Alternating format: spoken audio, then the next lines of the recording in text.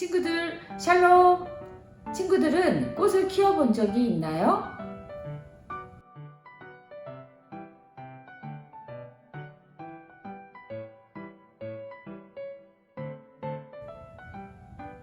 선생님은 꽃을 키우면서 슬픈 일이 있었어요.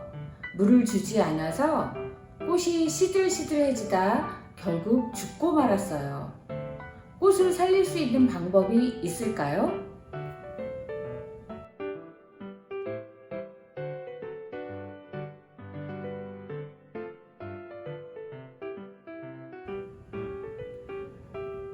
아무리 물을 주고 빛을 주어도 살아날 수 없다고 해요. 왜냐하면 죽었기 때문이에요. 죽은 것은 어떤 노력을 해도 다시 살아나지 않아요. 친구들, 죽음이 무엇일까요?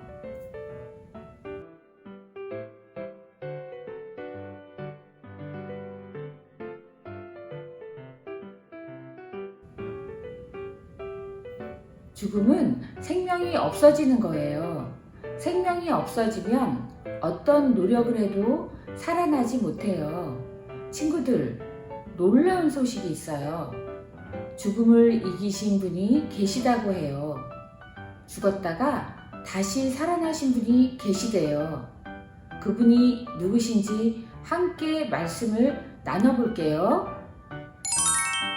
아래 그림을 보며 성경 말씀을 생각해보고 다음 단어를 큰 소리로 읽으며 따라 쓰세요. 준비물 연필. 그림을 살펴볼게요. 이곳은 무덤이에요. 우리가 보던 무덤과는 다르죠? 유대인들은 죽은 사람을 이렇게 돌무덤에 두었어요. 예수님이 십자가에서 죽으시고 3일째 되는 날이었어요. 3명의 여인이 죽은 예수님을 찾아 무덤으로 갔어요. 그곳에 누가 있었나요? 죽은 예수님이 있었나요? 맞아요. 예수님은 없었어요. 그곳에 예수님이 아닌 다른 사람이 나타났어요.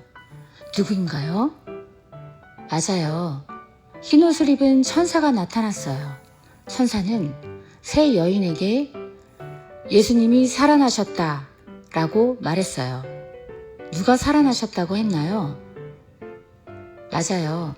십자가에서 죽었던 예수님이 다시 살아나셨어요. 이것을 부활이라고 해요. 그 누구도 어떤 것도 죽었다가 다시 살아날 수 없어요. 하지만 예수님은 죽음을 이기시고 다시 살아나셨어요. 우리를 구원하기 위해 십자가에서 죽으시고 다시 살아나신 거예요. 죄인인 우리를 구원하시기 위해 부활하신 예수님을 기억하는 날을 부활절이라고 해요. 우리는 이날 우리를 위해 다시 살아나신 예수님을 생각하고 찬양해요. 그리고 예수님의 강한 힘과 사랑을 사람들에게 전해요.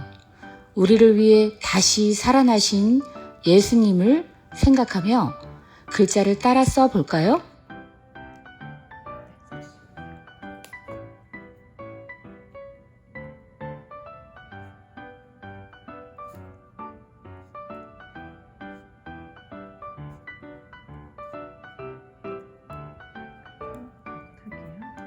빈 무덤과 예수님.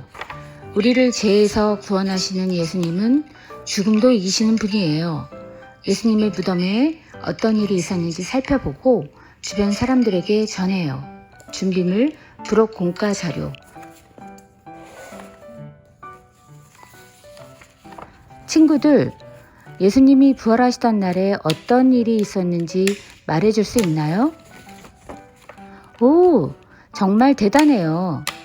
예수님은 우리를 위해 십자가에서 죽으시고 다시 살아나셨어요. 많은 사람은 이 사실을 모르고 있어요. 어떤 사람들은 예수님이 다시 살아나신 것을 거짓말이라고 말해요. 우리는 이 사실을 정확히 기억하고 사람들에게 전해야 해요. 우리 카메라에 필름을 끼워 예수님이 부활하신 이야기를 말해보세요. 카메라 모양 브록지에 앞에 있는 필름 그림을 끼웁니다.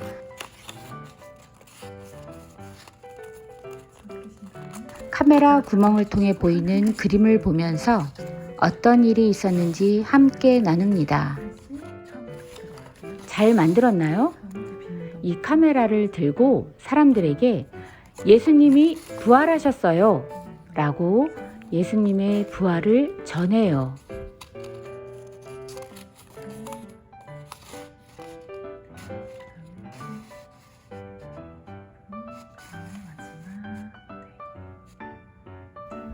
이제 우리를 위해 부활하신 예수님을 생각하며 함께 기도해요.